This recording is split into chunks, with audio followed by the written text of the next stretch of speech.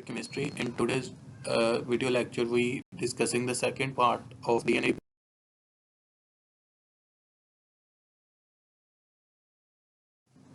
The first method that we discuss it is direct repair.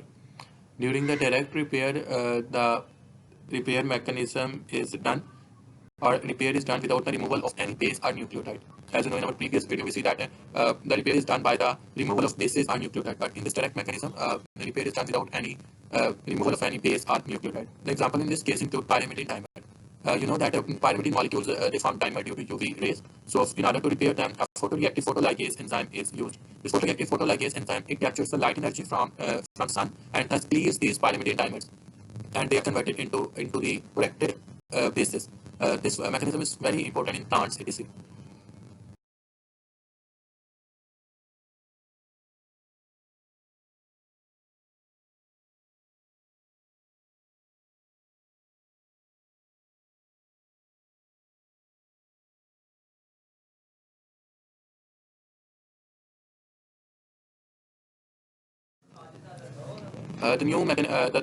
The last fifth type that we discussed it is the mismatch repair. So let's discuss it is a slide at how you to write it. We will This is the mechanism we will understand from here. Here you know that this is the part of your DNA damage. It is actually the part where mismatch occurs. You know that what is mismatch? Mismatch means when two uh, wrong sequences occurs. You know that A is always it is complementary to T and guanine it is always complementary to cytosine.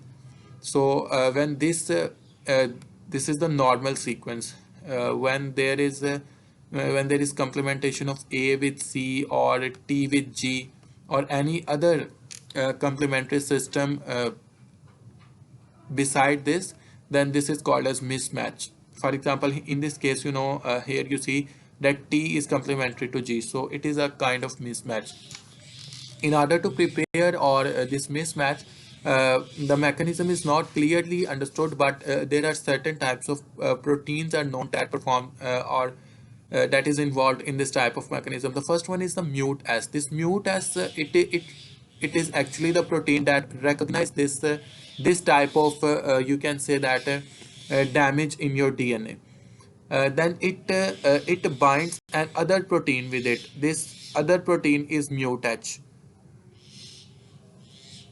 Both these mutas and mutats they come in contact with each other, but they do not work until an other protein mute L comes in contact with them. This mute L it is actually present at this GATC site, where there is a damage occur at some distance to this damage. There is a special type of sequence that is GATC. This GATC it contains mute L. Okay, remember that this GATC it contains the mute L, and this mute L should be in contact with this mute H and mute S for its proper working. So first of all, this linear DNA it coils so that this mute H comes in contact with each other. Here you see that this DNA is in linear structure, but in the second figure you see that it becomes coil, so that this GATC sequence and this mute H and mute S they come in contact with each other. So it comes in contact with it, and then mute L, mute H and mute S they come close to each other and they form a complex. When they form a complex, then mute L it contains the activity of cutting. It is having the ability to cut your DNA. So it start cutting your DNA starting from this 5 prime and that is near to your GATC, and thus it creates a long nick here, a long cut.